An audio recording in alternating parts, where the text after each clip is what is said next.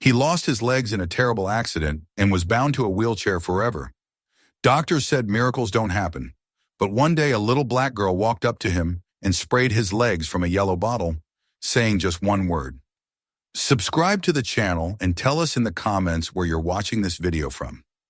The waves outside the glass walls murmured in endless rhythm, yet inside the mansion there was only the hum of machines. Oliver Crane sat motionless before a vast window that framed the ocean like a painting, his wheelchair gleaming under the morning light. He had grown used to silence, the kind that pressed against the skin, thick and heavy, reminding him that he was alive only because of technology. The reflection in the glass showed a man who might once have been powerful. Straight jaw, sharp eyes, still carrying a shadow of the athlete he used to be. But the lower half of his body was gone, replaced by two sleek metallic prosthetics, dull and unmoving. They had cost more than most people would earn in a lifetime, yet he felt poorer than ever. 10 years ago, Oliver had been a symbol of strength, a record-breaking runner turned entrepreneur, owner of a chain of factories producing advanced robotics and prosthetic limbs. He had believed in progress, in innovation, in human resilience. People called him a visionary. Reporters praised his smile, his speeches, his dedication to helping others. Then came the explosion. A single miscalculation on a night shift, one overlooked safety check, and the factory went up in flames. He was there that night, inspecting new prototypes. The blast tore through the walls, and when he woke up 3 days later, his legs were gone. The press turned the accident into scandal. Lawsuits followed, and though his lawyers shielded him, the damage was done. Investors pulled out, his wife left without a word, and Oliver, once a man who moved faster than anyone, became trapped in a chair. The irony was cruel. The man who built machines to help others walk could no longer walk himself. He had fired nearly everyone after that. The house became his world. Automated doors, artificial voices, digital assistants that never slept. Robots brought his meals, maintained the rooms, and checked his vitals every hour. Even the therapist who came once a week was met with silence. She would sit across from him, asking questions that echoed into the void, and he would stare past her into the horizon where the sun drowned itself in the sea. At night, the darkness of the ocean merged with his own. He would close his eyes and hear echoes of running feet, his own, years ago, slapping the dirt track, heart pounding in triumph.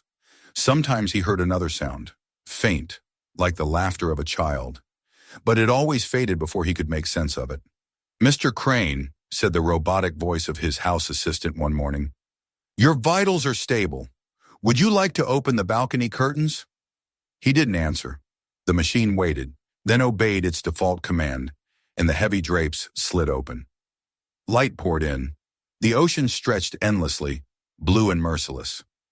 Oliver stared for a long time before speaking, his voice cracked and unused. "Does it ever stop?" "Define parameter," replied the voice. "The sound," he muttered. "The waves." "They have no offsetting," the machine said. Oliver let out a dry laugh. "Neither do I." He spent the days reading reports from his company, though he no longer made decisions himself. The board handled everything now. His role was ceremonial. They sent messages addressed to Chairman Crane, but everyone knew he was a figurehead, a symbol of what the company once stood for. Sometimes he imagined selling everything, disappearing into some nameless town. But the truth was, he didn't know how to live outside his machines anymore. One evening, as the sun melted into the sea, he caught his reflection again. For a moment, he didn't recognize the man staring back. His face looked older than he remembered, the eyes empty, the mouth turned down as if carved from stone. The light hit the polished surface of his prosthetics, and the glare made him squint. The gold finish he had once requested now mocked him. They were meant to symbolize triumph, resilience. Instead, they looked like shackles. He turned away, gripping the armrests of his chair until his knuckles whitened. In the corner of the room stood a pair of running shoes, old, worn, untouched since the accident. They had been his last sentimental weakness. Every few months, one of the cleaning drones would attempt to remove them, and he would stop it with a barked order. "Leave them." They were the only things that connected him to the man he once was. That night he dreamed again. A warm light surrounded him, brighter than any sunrise. He stood barefoot on soft sand, his legs whole again. The waves lapped at his feet. Somewhere behind him, a child's voice laughed, calling his name. He turned, trying to see her face, but the light flared and he woke up sweating, heart racing. The room was dark except for the faint pulse of the machines around him. He stared into the ceiling and whispered, "I don't even have children." For days the dream clung to him. He found himself distracted, his thoughts slipping into places he hadn't visited in years. He wheeled himself onto the balcony more often, feeling the sea breeze on his face, letting it tousle his graying hair. Once he stayed there through the entire night, watching the stars until dawn broke. It was the first time in years he didn't fall asleep to the sound of machines. Still, the emptiness remained. He had money more than he could ever spend. He had the most advanced prosthetics in the world. Yet he refused to use them for walking practice. Every attempt ended in pain and frustration. The therapist said his problem wasn't physical anymore. It was in his mind. He didn't believe them. He had long stopped believing in anything that couldn't be measured. But something shifted the following week. It was a small thing, barely noticeable. As one of the garden drones trimmed the hedges, Oliver thought he heard a laugh light, high-pitched, unmistakably human. He froze. The only living souls within miles were the staff who came once a month for maintenance. He rolled forward, his chair humming softly, eyes scanning the garden. Nothing. The sound had vanished, replaced by the rhythmic whir of the machines. Still, that night he couldn't shake the feeling that someone had been there. He dreamed again of the beach, the warmth and the laughter that seemed to belong to a little girl. When he woke, his heart was still echoing her voice. He began to notice other small things. The next morning, a single daisy lay on the edge of the marble fountain, its petals fresh with dew. The staff hadn't visited in days, and the garden drones didn't pick flowers. Another day, a faint handprint appeared on the dust of his balcony railing, tiny, child-sized. Oliver told himself it was nothing, that perhaps a bird had landed there. But deep down, something stirred. In his dreams, the child grew clearer. A dark-skinned girl with deep, luminous eyes and a smile that seemed to belong to another world. She would wave at him, holding something bright in her hand like a brush or a bottle. And always, before he could ask her name, he would wake. One afternoon, the air was unusually warm. The light shimmered across the glass walls, and for the first time in years, Oliver allowed the gate to his property to open. He told himself it was for fresh air, nothing more. But somewhere inside, he felt that the moment mattered. He watched the horizon. The ocean glowed like molten gold under the sun, and his reflection on the glass merged with the light. For the first time, his prosthetics didn't look like a cage. They looked like the beginning of something, though he didn't yet know what. Behind him, one of the drones announced, "Unknown movement detected near the south gate." Oliver turned his head slowly, unaware that the next time he looked upon that gate, his world would no longer be the same. The voice of the house security system echoed through the vast marble hall, calm yet insistent. "Unidentified presence detected. Southern gate perimeter breach." Oliver turned his chair toward the main screen, which instantly lit up with a grainy view from the gate cameras. At first, there was only the shimmer of heat rising from the pavement, the ocean breeze rippling the hedges. Then, out of the glare, a small figure came into focus. A child standing very still, facing the camera directly. She looked no older than 7. Her skin was dark, her hair a halo of tight curls, and in her hand she clutched a small metal case. Oliver frowned. No one could have crossed the electric fence, not without authorization. He zoomed in, expecting to see an adult behind her, but she was alone. The system voice asked, "Shall I deploy security drones?" He hesitated. For a reason he couldn't explain, he said, "No, leave her be." He rolled his chair closer to the window overlooking the drive. Through the glass, he could now see her in person, a tiny silhouette in a pink dress standing in the shimmer of afternoon light. The sun glinted off her hair and the small tin box she held. She didn't move, didn't call out. She simply waited, patient and calm, as though she knew he was watching. Oliver's voice was rough when he finally spoke into the intercom. "Who are you? How did you get in here?" Her answer came not through the speaker but through an impossible thing, the faint, sweet sound of her voice carrying across the wind. "I came to fix your legs." For a moment, Oliver thought he'd misheard. "What?" But she only tilted her head, smiling. Against his better judgment, he ordered the gate to open. The heavy iron doors slid apart with a low hum, and the girl stepped through, unafraid. When she reached the steps of the terrace, he noticed the small scuffs on her shoes, the dirt on the hem of her dress, the gentle steadiness in her gaze. She seemed neither nervous nor intrusive, as if this visit were the most natural thing in the world. "Where are your parents?" he asked. "Far away," she replied, and carefully set her little case on the ground. "You don't need to be afraid. I'm only here to help." He let out a short, humorless laugh. "Help? You have no idea who I am." "I know you're sad," she said. "That's enough." Before he could stop her, she unlatched the case and lifted out a small glass bottle, half filled with something thick and golden. A tiny paintbrush lay beside it. Without waiting for permission, she crouched down near his chair, her fingers steady as she uncapped the bottle. The smell that rose was faintly sweet, like honey and wildflowers. "What are you doing?" His tone turned sharp, defensive. "Fixing what's broken," she said simply, and dipped the brush into the liquid. The first stroke landed against the dull surface of his right prosthetic, leaving behind a thin, shimmering line that glowed faintly in the sunlight. "Stop that!" he barked, instinctively jerking the chair backward. But she didn't even flinch. Her eyes lifted to his, calm, unblinking. "It doesn't hurt," she whispered.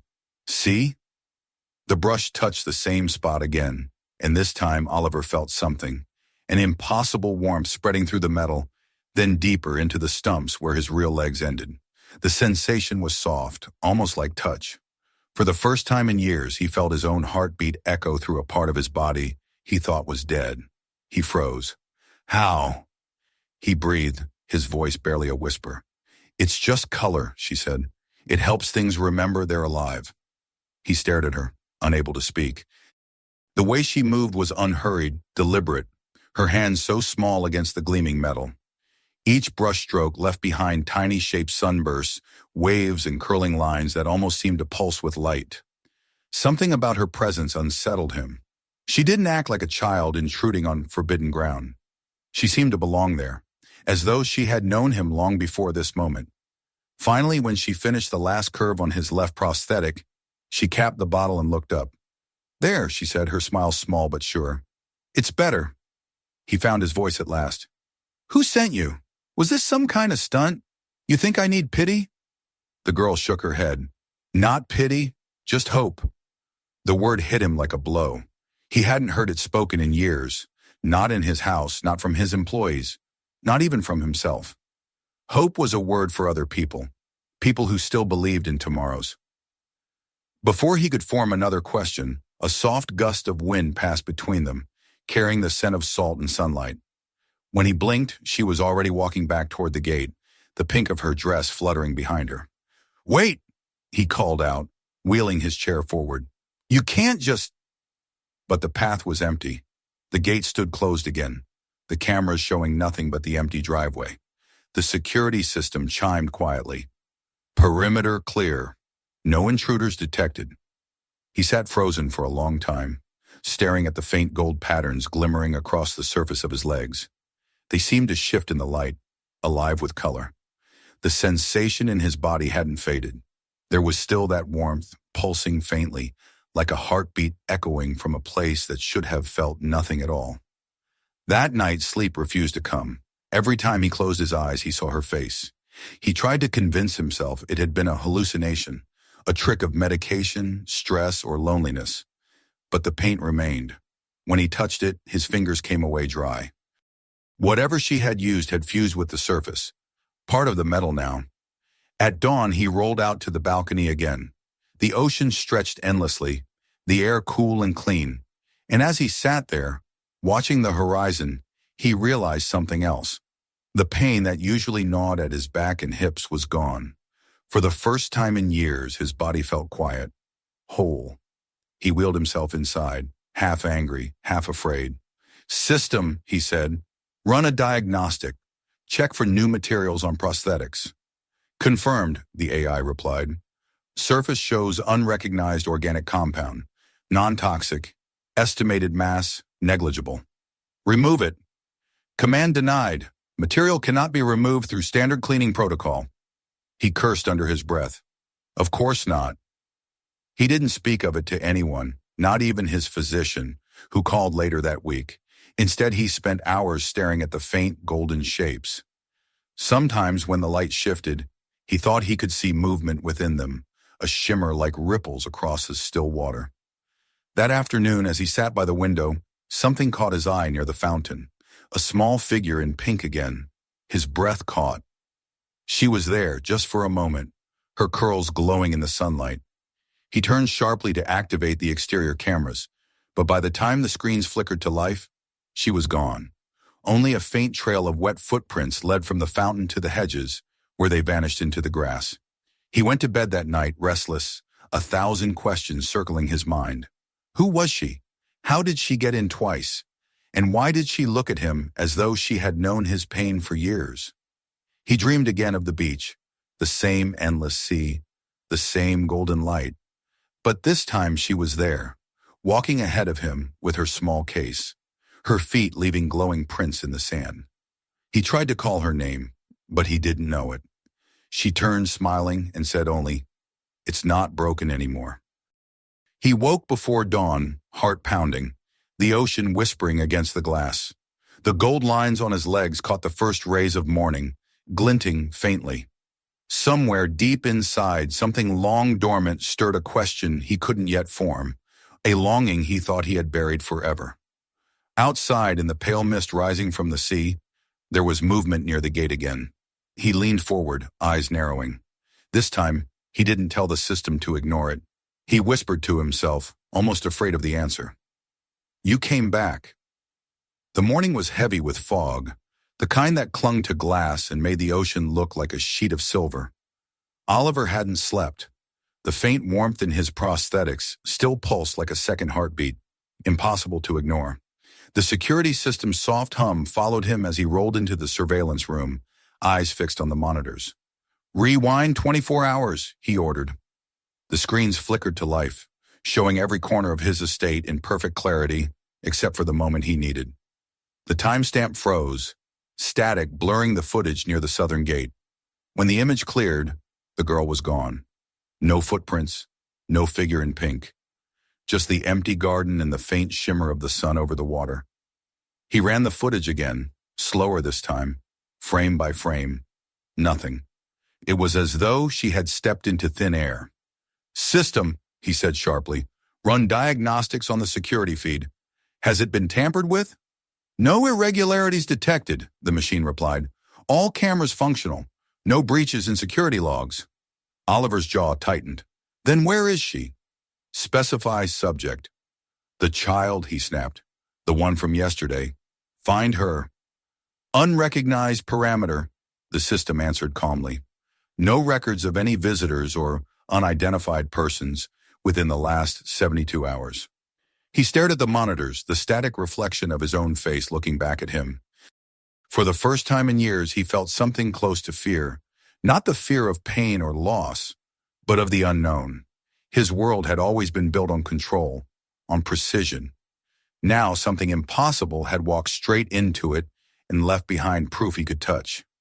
He contacted his security firm that afternoon. 3 men arrived in black uniforms, their faces polite but wary as they listened to his description. A little dark-skinned girl in a pink dress, a case with paint, warmth that shouldn't exist. The oldest of them, a former police officer, exchanged a glance with his partners before saying carefully, "Sir, are you certain she wasn't part of a local event? Maybe a performer, "I know what I saw," Oliver cut him off. "She touched my legs, she painted them. It's still there. Look for yourself." He pulled up the leg of his trousers, revealing the faint golden patterns etched across the surface. They shimmered subtly, reflecting light even in the shaded room. The guards leaned closer, murmuring to each other. One reached out as if to touch but stopped short. "That's, unusual," the older one admitted. "But, sir, There's no way anyone could get through your perimeter. We maintain constant surveillance. Then find the gap, Oliver said. There has to be one. They searched for hours, combing through access points, scanning fences, inspecting the locks. When they returned, their expressions were uneasy. Nothing, sir. No signs of forced entry, no footprints beyond your own. It's as if no one was ever here. Oliver dismissed them, his voice flat but trembling underneath. Get out. When the door closed, he sat alone in the vast silence of his house.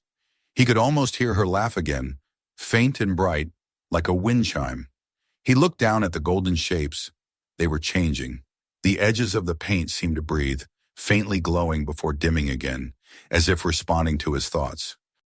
That night, as he sat by the window, the house's interior lights reflected across the glass, merging his image with the dark sea. And there she was again. Not in his imagination this time. He was sure of it. Standing by the fountain, just beyond the reach of the lamps. Her dress caught the moonlight, a pale pink against the shadows. Her curls framed her small face like a halo. He moved his chair closer to the window, afraid to blink. You, he whispered, how did you come back? She turned her head toward him, smiling faintly, as though she had heard him through the glass. In her hand, the small brush glinted again. Oliver pressed his hand to the window, his breath fogging the glass. Wait there. He wheeled himself toward the door, heart hammering. By the time he reached the garden, the night air was cold and sharp. The path lights flickered softly as his chair hummed across the stone. Nia, he said without realizing he had given her a name. Where are you? Only the wind answered. The fountain murmured, spilling silver water into its basin. But when he looked down, he saw it again. Tiny wet footprints, too small to belong to anyone but a child. They led from the fountain to the terrace and stopped right beneath his chair. His pulse raced. Why me? He whispered into the darkness. What do you want from me?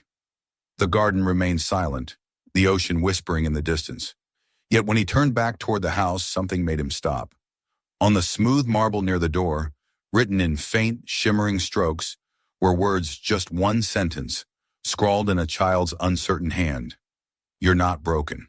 He froze, unable to breathe. The paint was the same gold that marked his legs, still wet, still glistening faintly. When dawn came, he was still there, staring at the words until the morning light washed them away. In the days that followed, he became obsessed. He ordered his assistants to check every orphanage, every nearby school, every family that might have a child matching her description. He paid for searches, background checks, digital scans of public cameras. Nothing came back. No child like her existed anywhere. His assistant, a woman named Corinne, tried to reason with him. Sir, you've been under a lot of strain. It's possible the stress is... Don't, he said, cutting her off sharply. Don't you dare tell me what's possible. She sighed. Then what do you think she is? He didn't answer. He couldn't. Every logical explanation failed. All he knew was that since her appearance, his nights were calmer. The pain in his back had lessened. His sleep was deeper, his dreams clearer. In them, she always appeared walking ahead of him through sunlight, leaving behind footprints of gold that faded into the sea. And yet something deeper stirred inside him, something he couldn't name. A guilt that came not from her, but from himself. He began to remember the fire, the explosion that took his legs, the headlines, the faces of the workers who hadn't survived. For years he had buried it all beneath luxury and silence, pretending that survival was enough. But now the memory clawed its way back, sharp and unforgiving. One evening, unable to sit still, he found himself outside again, near the fountain where she'd appeared. The air was still. The sun had just set, painting the clouds crimson. He looked down and saw the golden shapes on his legs glowing faintly in the dim light. They seemed almost alive, like veins carrying warmth instead of blood. He touched them, and a strange clarity filled him. He realized he didn't just want answers. He needed redemption. Whatever the girl was, ghost, hallucination, miracle, she had stirred something long dead within him. The next morning, he called the foundation he'd once abandoned, the one that built prosthetics for children injured in accidents. His own company had funded it years ago before the fire. He hadn't spoken to them since. The woman on the phone was surprised to hear his voice. "Mr. Crane, I didn't think you were still involved." "I wasn't," he said quietly, "but I'd like to visit." When he arrived, the building was smaller than he remembered, worn from time and neglect. Children played in the courtyard, some on crutches, some laughing from wheelchairs. For a long moment, he couldn't bring himself to enter. Then a caretaker recognized him and approached with a mix of awe and caution. "Mr. Crane, it's been years. We're honored to have you back." He nodded absently. His eyes were drawn to a mural on the far wall, faded but still visible, a painting of a child holding a son between her hands. Beneath it, in uneven letters, was written, "Nia's Light." Oliver's breath caught in his throat. "Who painted that?" The caretaker followed his gaze. "Oh, that. It was done by the children after the fire, in memory of a little girl named Nia who didn't make it. She used to love painting suns." He couldn't speak.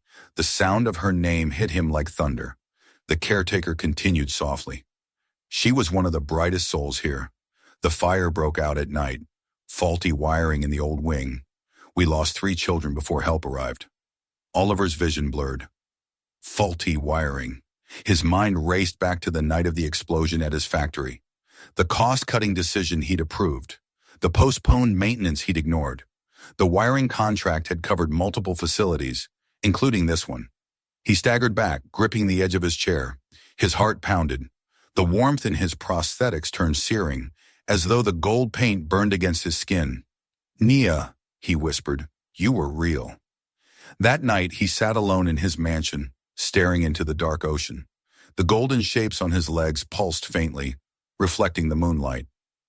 He understood now. The child who had come to him wasn't there to haunt him. She was there to remind him, to show him that some wounds couldn't be ignored, only redeemed. For the first time in a decade, Oliver wept. He didn't hide his face. He let the tears fall freely, the sound of the ocean mixing with his broken sobs. And when the waves crashed against the rocks below, he thought he heard her laughter again, soft, distant, forgiving. When the sun rose, he knew what he had to do next. The time for silence was over. It was time to return to the ashes he'd left behind and face what remained of the truth. The morning after his visit to the foundation, Oliver woke before dawn, his mind a storm of memories and questions. The name Nia echoed through him like a prayer and a curse at once. He sat in the dim light of his study, the sea fog rolling outside the windows, his hands gripping the wheels of his chair, as though holding on to the edge of sanity itself. The walls around him felt smaller, his house less like a sanctuary and more like a mausoleum built for guilt. For years he had buried the truth beneath comfort and silence, convincing himself that the past was simply the cost of progress. But now, with every breath, he felt the weight of that lie pressing down on him. He called the company archives and demanded access to the records from the year of the explosion. The voice on the other end hesitated. "Those files are sealed, sir. Corporate liability restrictions." "I own those restrictions," Oliver interrupted coldly. "Unseal them." Within the hour, a secure drive was delivered to his estate. He inserted it into the terminal, his reflection flickering on the glass screen. The reports scrolled by budgets, emails, safety memos, correspondence with contractors. He read each one with growing dread. There it was, a memo he had signed himself, authorizing a delay in electrical maintenance across several partner facilities, including the Children's Rehabilitation Center. The cost savings had been insignificant, a rounding error in his empire. Yet those few lines had killed 3 children, one of them the girl who had somehow found her way back to him. He sat there in silence for a long time, unable to move.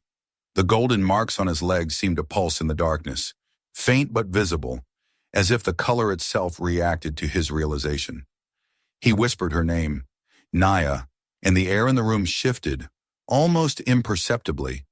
He could feel her presence again, gentle, watchful, neither accusing nor angry, only there. The next day he made a decision. He would return to the ruins.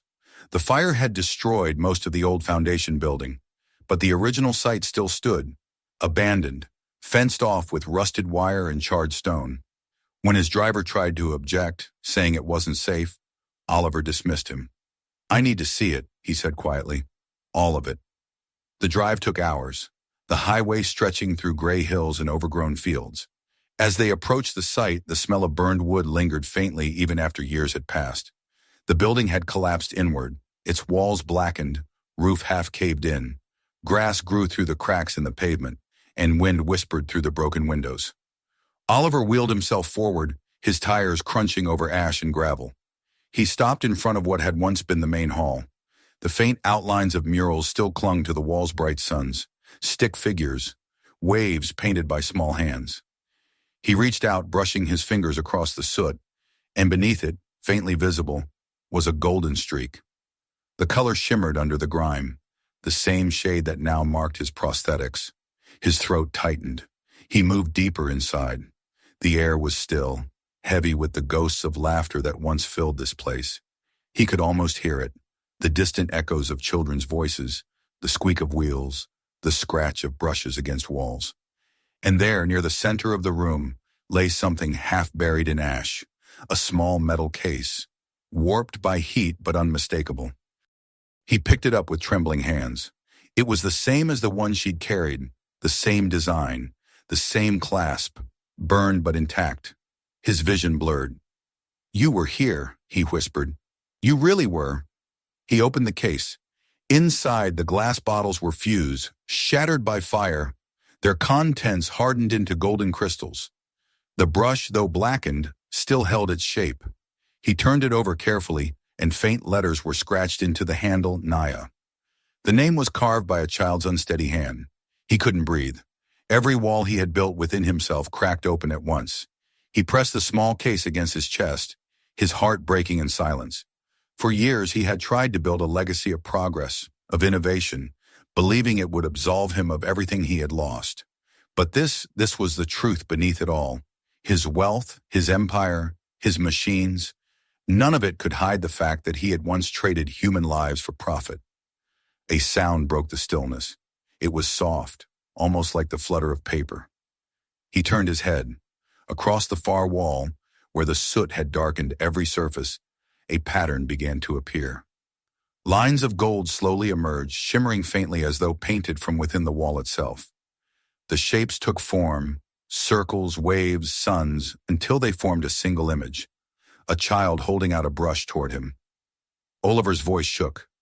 "Nia?" The air warmed, and for a brief moment, the smell of honey filled the room. He felt something touch his shoulder, not a hand, not solid, but enough to make his breath catch. A whisper, as soft as the wind, brushed past his ear. "You remember now." He closed his eyes, tears slipping down his cheeks. "I'm sorry. I didn't know. I didn't mean for—" The voice interrupted him, almost like a sigh. "You forgot what mattered." When he opened his eyes again, the shimmer on the wall was fading, but a new pattern glowed on his prosthetics, as though freshly painted, a circle of gold wrapping around both legs, connecting them like a band of light. The warmth spread upward into his chest, filling him with something he hadn't felt in years: peace. He stayed there until dusk, the sky turning crimson through the broken roof. Before leaving, he placed the little case on the remains of the mural and whispered, "I'll fix this place. I'll make it right." That night, back in his mansion, he didn't turn on the lights. He sat by the open balcony, the ocean breathing below him. The stars shimmered faintly over the water, and for the first time he felt their light not as distant, but as something alive, reaching back toward him. The next morning he called his lawyers and advisors. "I want the foundation rebuilt," he said firmly. "Not just renovated, reborn. The way it was before, the way it should have been." There was silence on the line before one of them replied, "That would be a massive investment, sir. It could take years." "I have years," Oliver said, "and I have the money. Use it for something that matters this time." In the weeks that followed, his life changed. The mansion that had once been his fortress became a place of movement again. Architects, engineers, and volunteers came and went. The news of his project spread quickly. The billionaire who vanished from the public eye was now rebuilding the children's center he had once funded and forgotten. Some called it redemption, others madness. But Oliver didn't care. He spent every day overseeing the plans, reviewing designs that included art rooms, play spaces, and gardens. At night, when the workers were gone, he sometimes heard faint laughter echoing in the halls of his home. Once he turned toward the sound and saw a small golden footprint glimmer briefly on the marble floor before fading. He smiled. "I know," he murmured. "I'm not finished yet." Months passed, and the foundation rose from the ruins. Bright walls replaced the blackened stone. Sunlight filled the new classrooms, and murals painted by children began to bloom again across the corridors. At the entrance, Oliver requested one last thing, a plaque engraved with a name, Nia's Light Rehabilitation Center. When the workers unveiled it, he stood silently before it, his hand resting on the polished surface. The golden designs on his legs glowed faintly under the morning sun, alive with color. For a moment he thought he saw her standing at the far end of the courtyard, her pink dress fluttering in the breeze, watching him with a smile that felt both distant and near. He whispered, "It's done." And though the wind carried no answer, he knew she had heard him.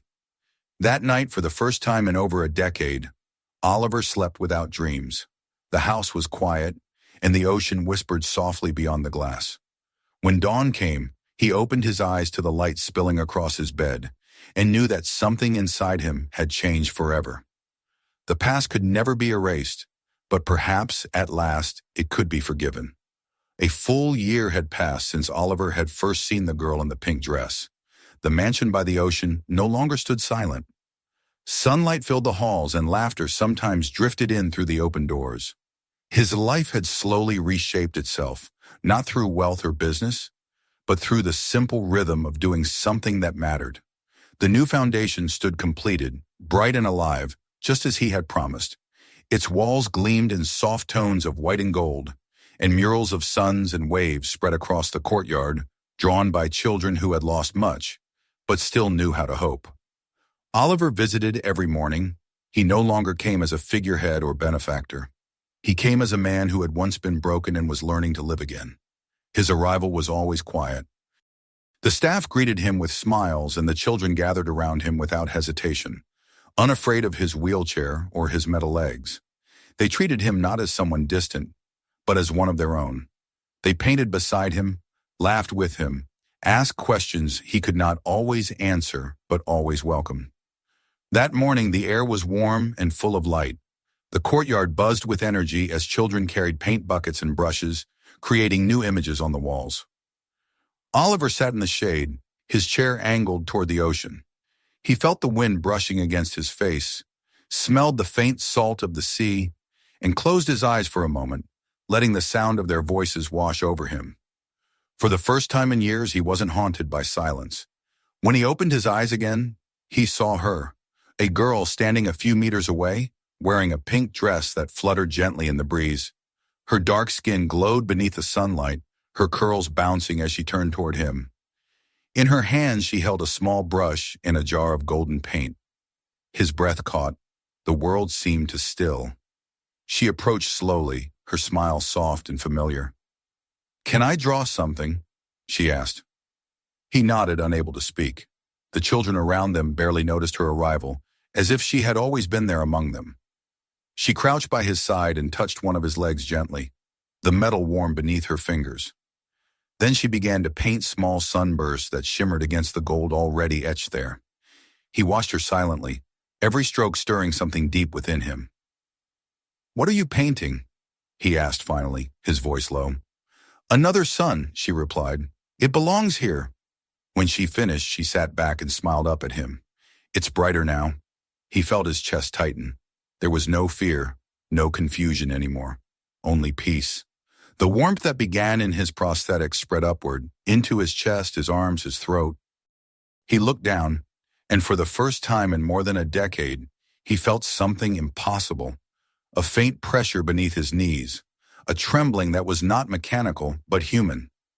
The children cheered around him, but he barely heard them. His body moved on instinct. Slowly, he pushed his chair backward and locked the wheels. Then, gripping the arms with both hands, he leaned forward and tried to rise. The world tilted for a moment. His breath came sharp and uneven.